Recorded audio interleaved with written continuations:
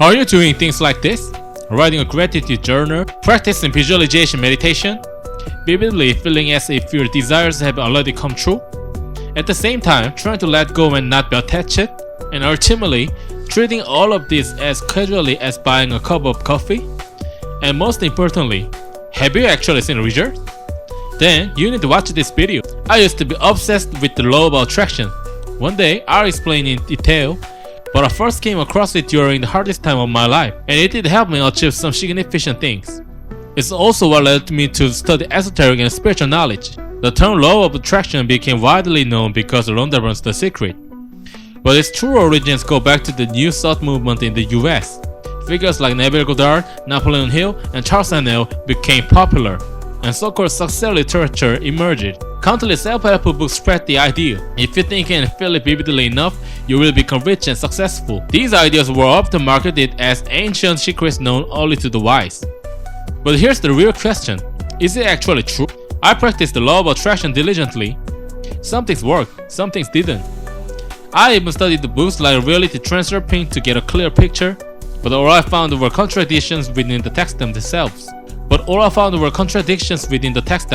Yes, there are ideas like everything is mine from Hindu philosophy, or Bible verses like, believe that you have received it and it will be yours. But the Bible also says, by the sweat of your brow you will eat your food. So I asked myself one thing, how did the people who actually succeeded do it? And who are the most successful people on this planet? The Jewish people. Now, this might be a controversial statement, but it's hard to deny the fact.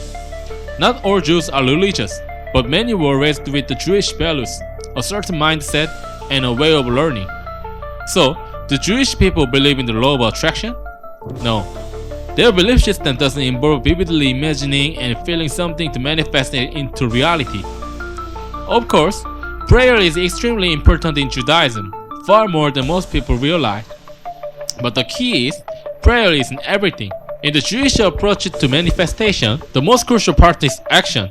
Specifically, action based on God's wills. This is called Tikkun Olam. It means that their purpose on earth is to co-create the world according to God's will.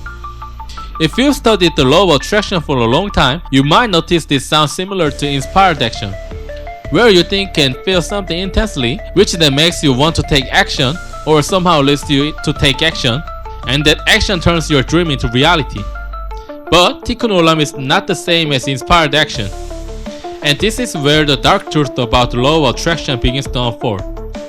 There's another concept that closely resembles Tikkun Olam and inspired action, and that's the philosophy of Dilemma, founded by most infamous black magician in history, Aleister Crowley. His slogan, do what thou wilt. It translates to do what you want, but its real meaning is live according to the will of your true self, your higher self, or the guardian angel that represents a greater force. Hinduism has similar ideas as well. So, what does all of this mean? Let's go back to Genesis. When humanity disobeyed the God and ate the forbidden fruit, it wasn't just an act of rebellion. It also symbolized free will. And in the Bible, disobedience is treated as a grave sin. So, what's the conclusion? If you truly want to achieve success in this world, you must eliminate your free will. You must erase your personal desires and thought. Focus only on your goal and live solely through the actions that follow from it. That is the true path to the manifestation. That is the real truth behind the law of attraction. Of course, I framed this in an extreme way, but the core idea remains. Prerequisite for the law of attraction to work is the death of a free will.